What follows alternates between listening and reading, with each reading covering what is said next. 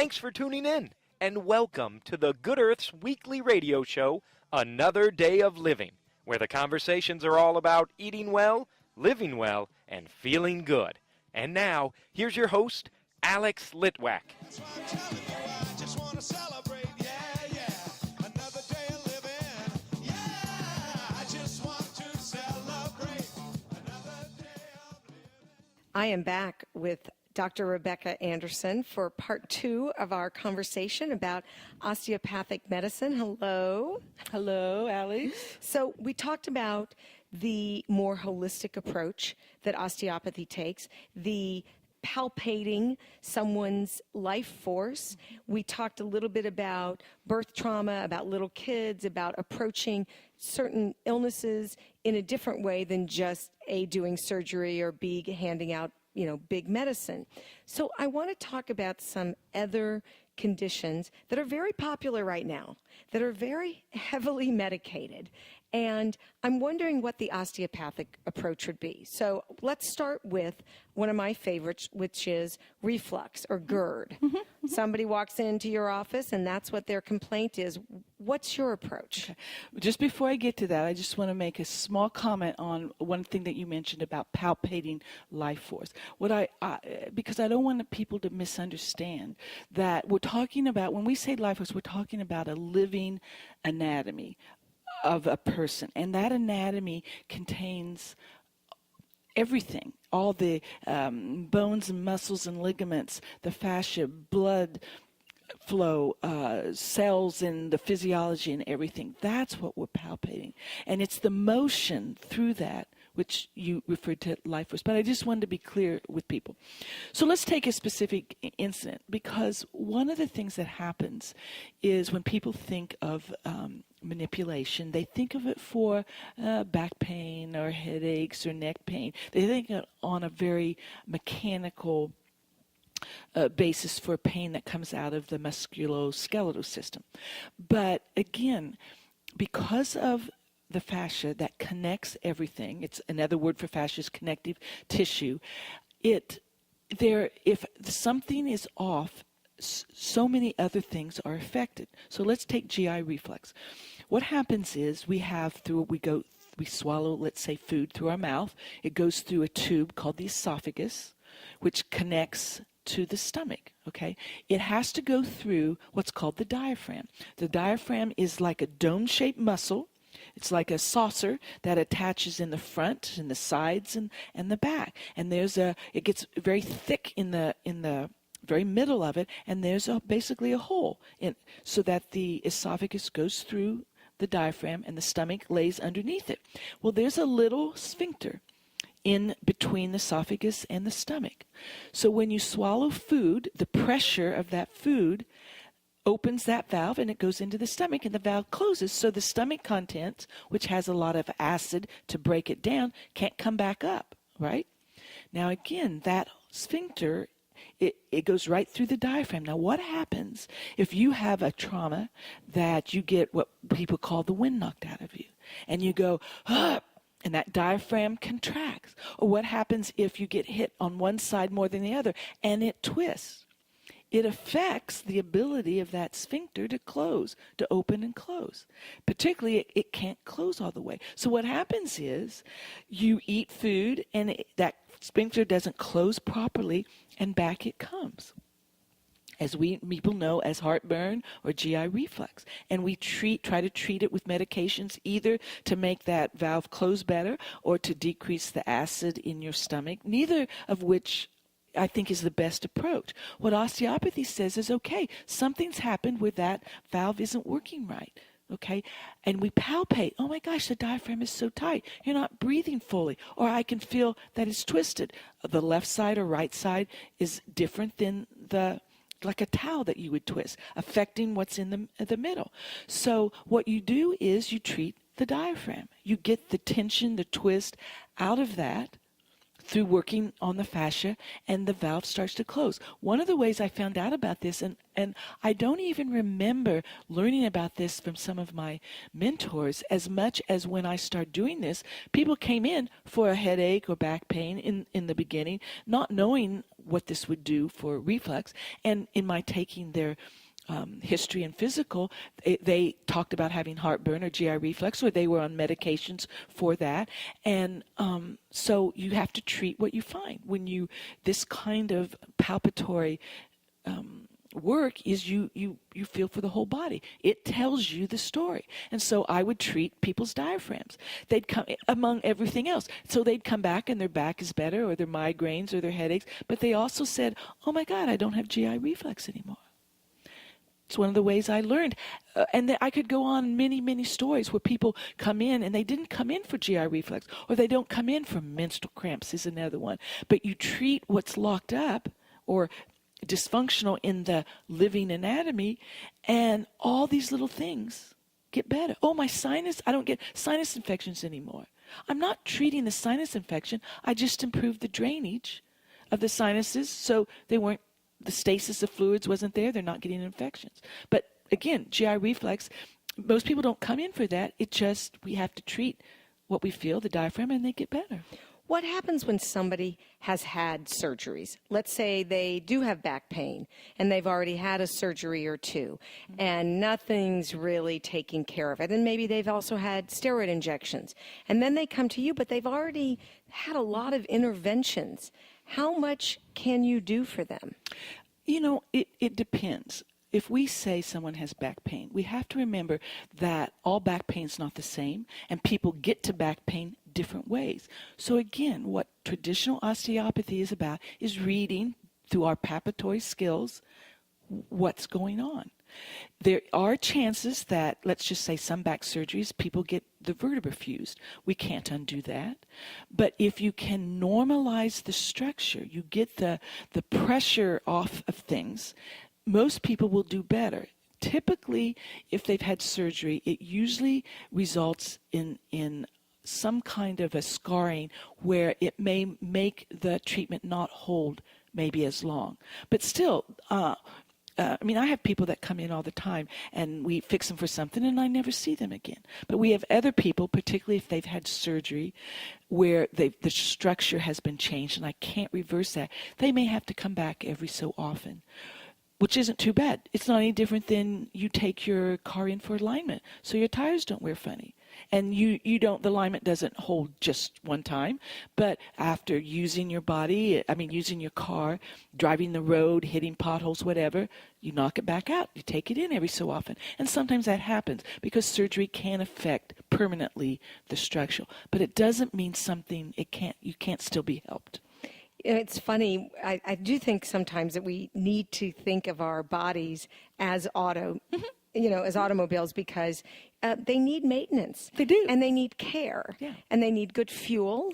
Right? And it's fascinating to me that maybe it's our impatience, that we're just so impatient that we would just rather go in and get a drug than come and see somebody who's going to take the time to put their hands on you and loosen things up and say, look, you need to come back next month.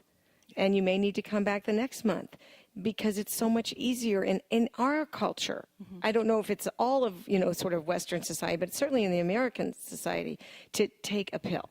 I agree with that. Part of it is impatience. Because for a long time I would do not only family practice, but I would do the traditional osteopathy. Some people wanted the traditional osteopathy, were willing to hang in there as we worked through to more of the cause. Other people just want medications. But part of it is because people don't understand. They're not educated about, everybody knows they need to take their car in for alignment, but people don't get that principle applies to the body. The body is a bunch of moving parts, which is going to get out of alignment. That's just a mechanical principle, and they don't know about it. So it seems to me that we are a nation of some fairly unhealthy people. And I hear about lots of illnesses. We started with reflux. But one of the areas that I find fascinating and I hear of more people are autoimmune diseases.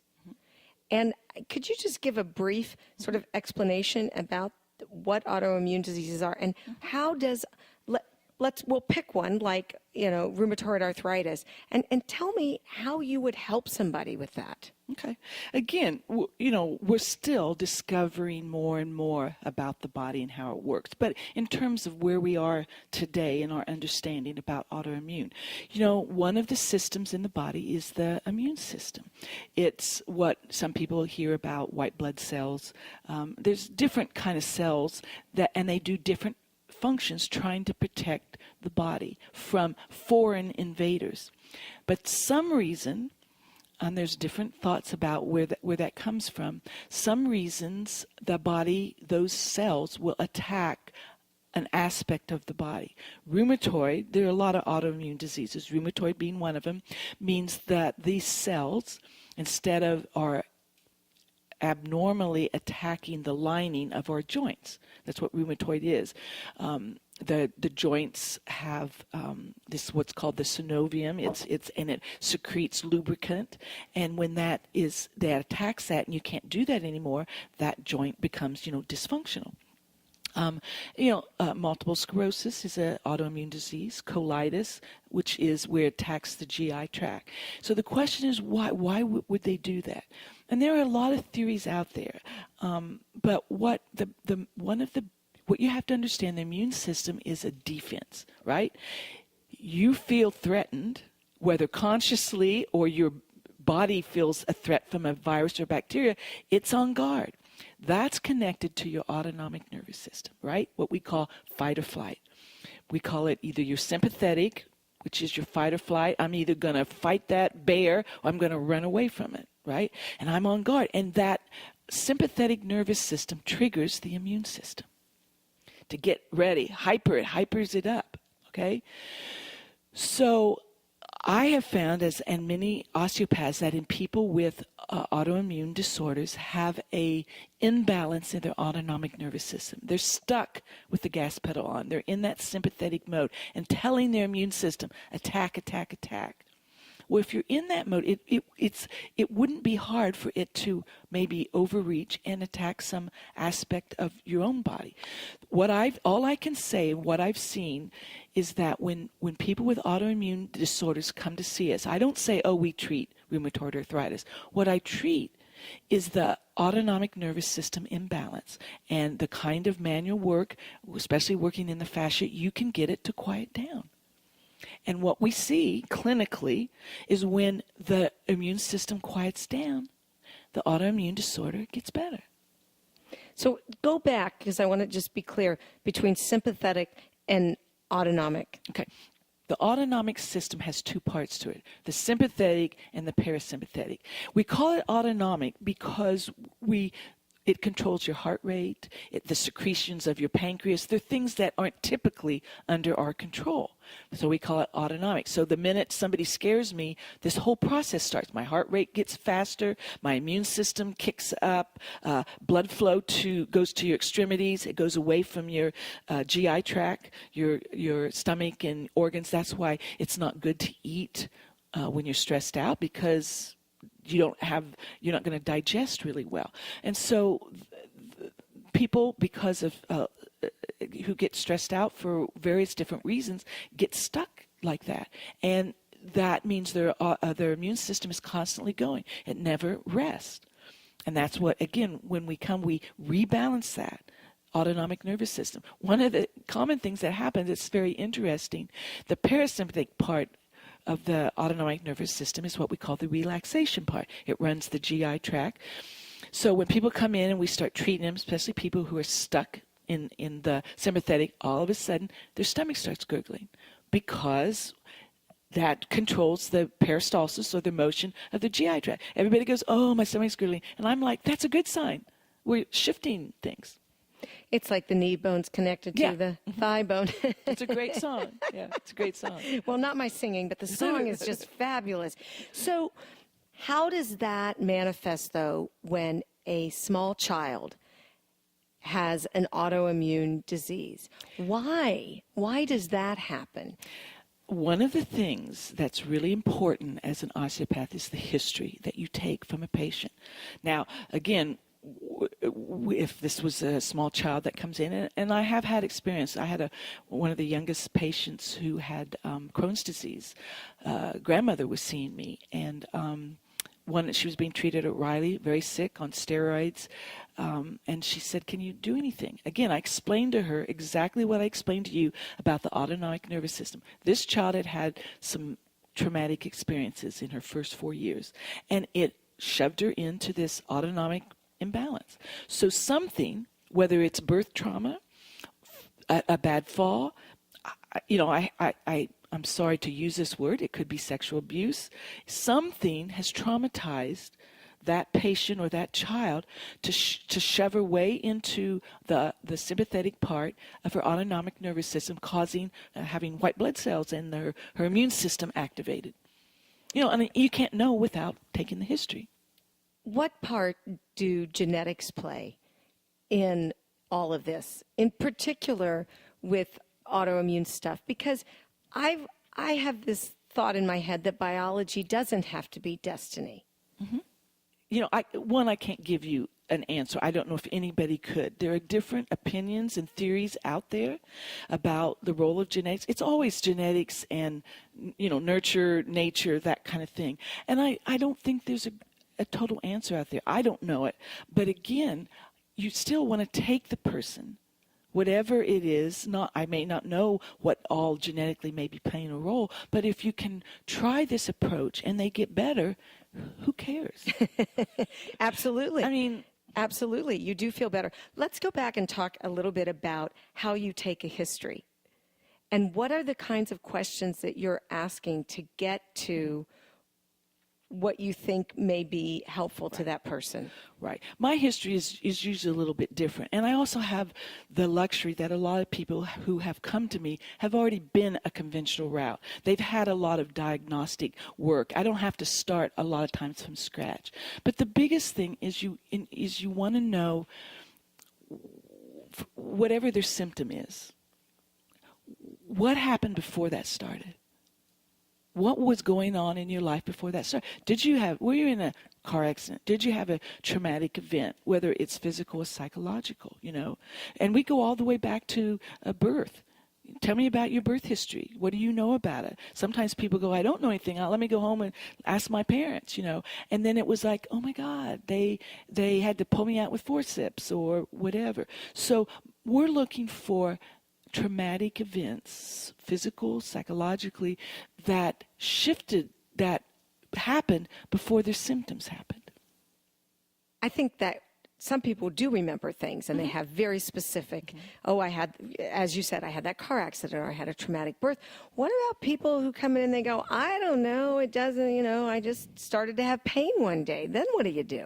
Well, then you go to the body. The body will always tell you the story.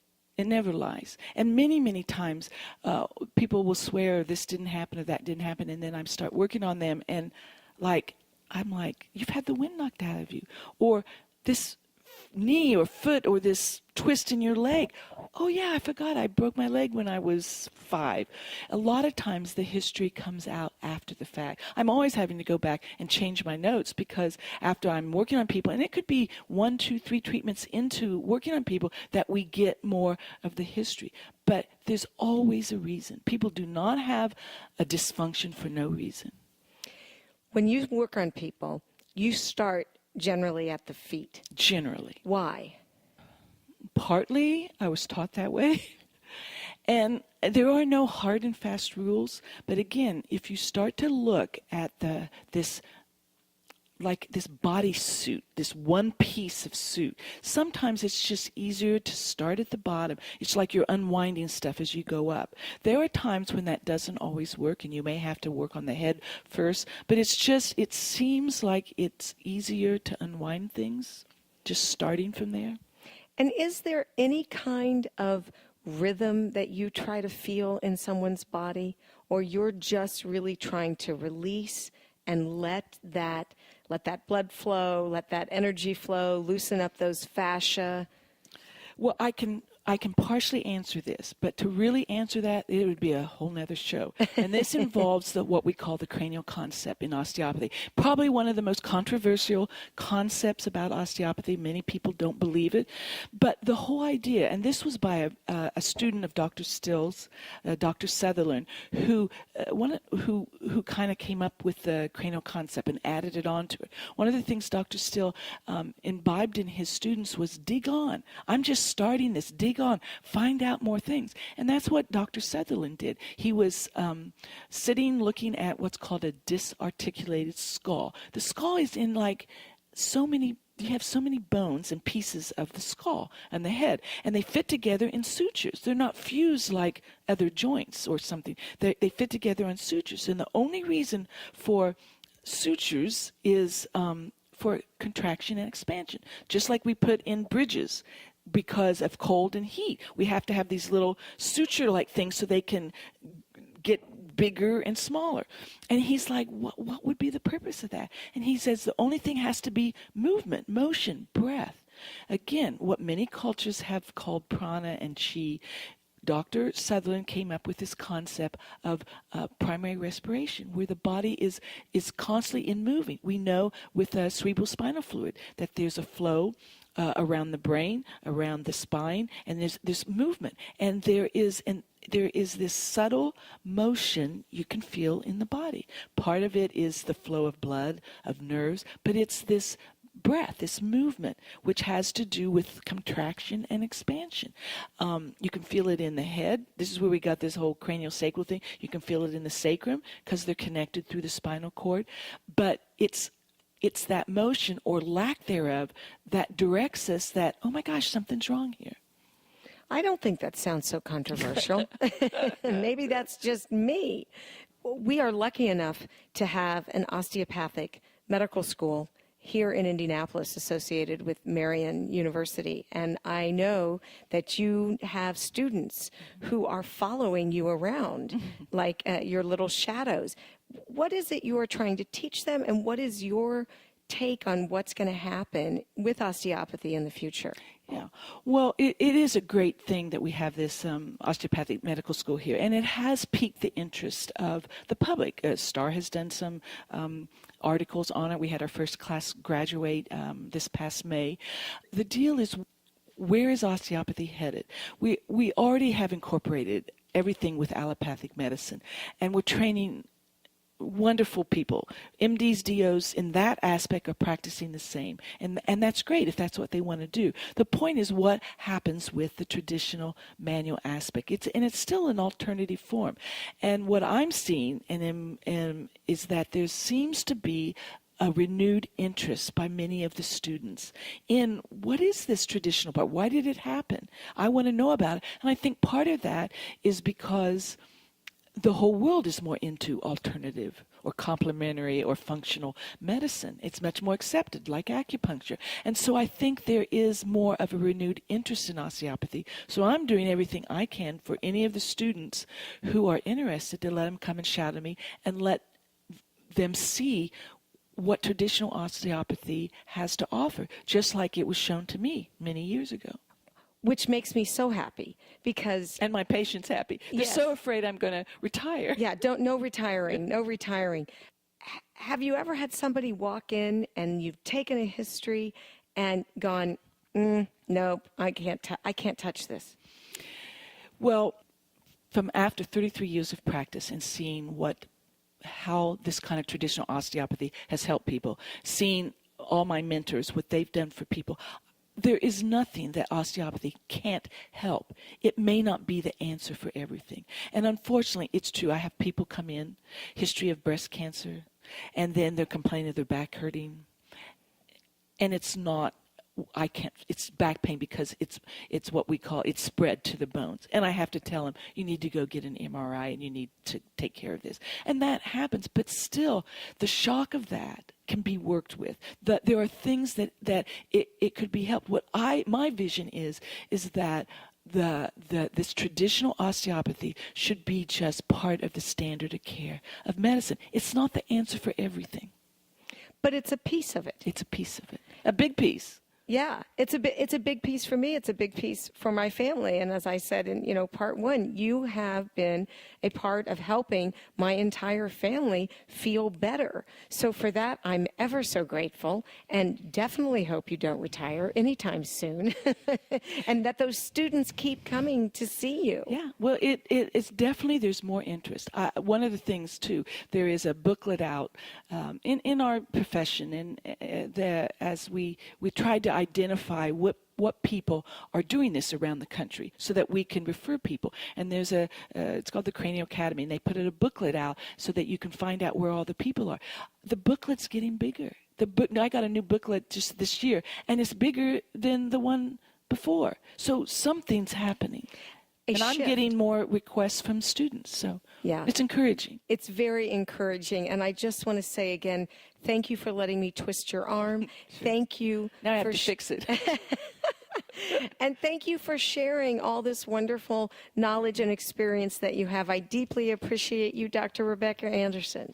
The one thing I want to say to you, particularly as a patient, and all the patients that have seen me, I'm grateful that you gave me a chance. Me say, sing, baby, since we've been together, ooh, loving you forever is what I need. Let me be the one you come running to. I'll never be untrue. The Good Earth, located in Broderpool Village, is in its 47th year of providing organic foods, spices, herbs, teas, essential oils, and toxin-free body care products. Did you know we also carry healthy footwear, like Birkenstocks and Earth shoes? And with over 10,000 different nutritional supplements, our knowledgeable staff will be able to help you find just what you need. We're open Monday through Saturday, 9 a.m. to 8 p.m., and Sundays, 11 a.m. to 6 p.m. And our web store is good-earth.com. Well, the times are good, bad, happy, or sad. Why people break up? Oh, and turn around and make up. I just came to see. Well, I can't be bothered with sorrow.